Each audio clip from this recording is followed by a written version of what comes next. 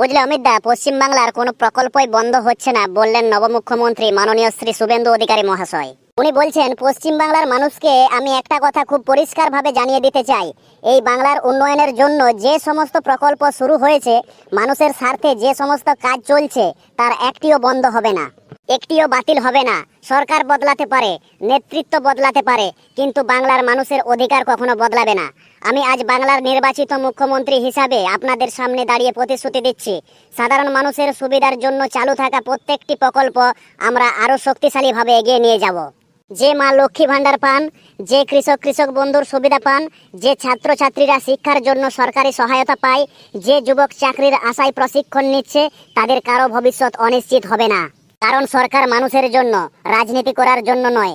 বাংলার প্রতিটি গরিব পরিবার, প্রতিটি কৃষক, শ্রমিক, ছাত্র, যুব ও প্রবীণ নাগরিক যেন নিরাপদ অনুভব করেন, সেটাই আমাদের প্রথম লক্ষ্য। অনেকেই ভয় দেখানোর চেষ্টা করছে যে এই সরকার পরিবর্তনের সঙ্গে সঙ্গে নাকি বিভিন্ন প্রকল্প বন্ধ হয়ে যাবে। আমি স্পষ্ট ভাষায় বলতে চাই, এই ধরনের অপপ্রচার সম্পূর্ণ মিথ্যা। বাংলার মানুষকে বিভ্রান্ত করার চেষ্টা করা হচ্ছে। আমরা কোনো ভালো প্রকল্পকে বন্ধ করতে রাজনীতিতে আসিনি, বরং যেখানে দুর্নীতি হয়েছে, যেখানে মানুষের টাকা লুট হয়েছে, সেখানে কঠোর ব্যবস্থা নেওয়া হবে, কিন্তু মানুষের সুবিধা কখনো বন্ধ হবে না।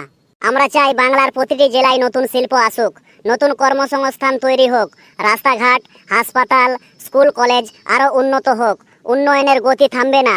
কেন্দ্র ও রাজ্য একসঙ্গে কাজ করে বাংলাকে দেশের সেরা রাজ্যে পরিণত করবে।